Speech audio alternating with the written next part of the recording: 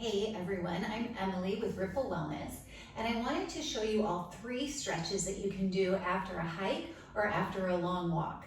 And these stretches are good for ankle mobility, to keep your calves nice and stretched out, and also low back and hip mobility and flexibility. So these should feel really good. And you can just do these literally in like the parking lot of a trailhead, off the back of your car, or on your deck when you get home from a walk. So the first one is to do a calf stretch. So you really want to keep your calves nice and supple. So what you would do is just do like a lunge type position with the front knee bent, and make sure that the front knee is bent right over the front ankle, and keep the back heel on or towards the floor and just stretch that back calf. So this back knee is straight. You can be leaning up against the side of a wall. You can be leaning up the back of your car, something like that. And you're gonna hold this stretch for about 60 seconds. If it feels super tight, you can come in and out and do more of like a dynamic stretch.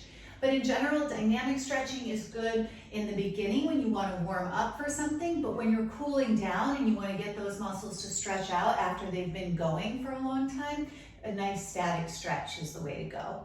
You can do this for about 60 seconds. I'm not going to do that the whole time right here. I'll have you time that for yourself.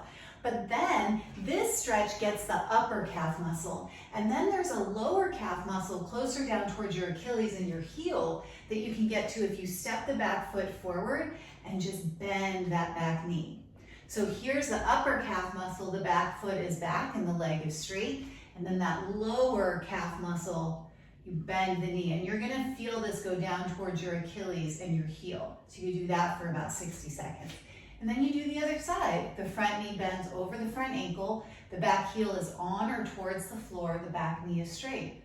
60 seconds, step that foot in, get that lower calf muscle, 60 seconds, okay?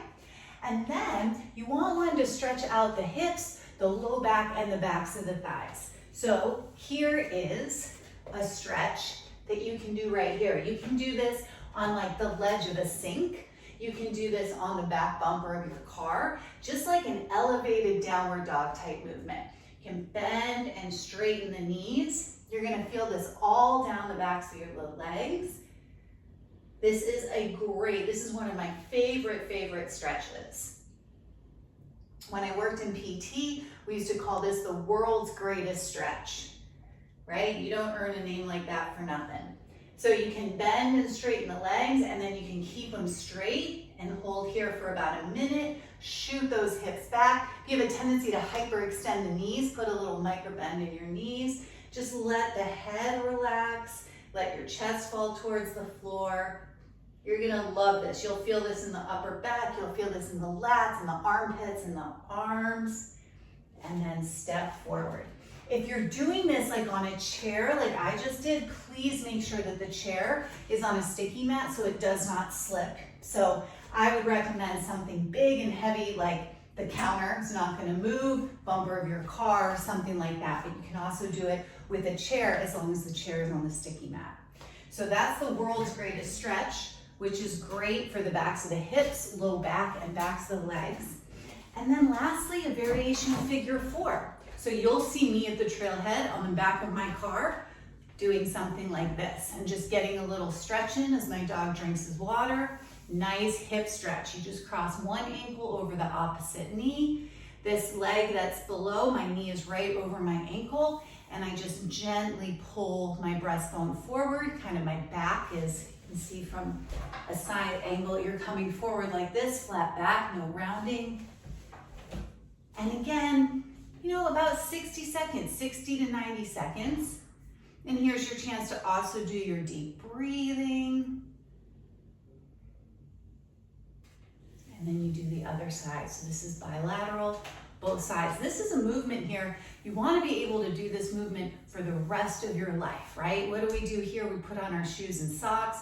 We lose this mobility in the hips. We lose that ability to have that function. So figure 4 variations like this are really important. They stretch, you're gonna feel this right in your glute, in your bum. They stretch the outer hip muscles. So those muscles work hard when you walk and when you hike. So you just give them some love and some gentle static stretching. Okay? I hope that's of use to you, and I hope you all are having a great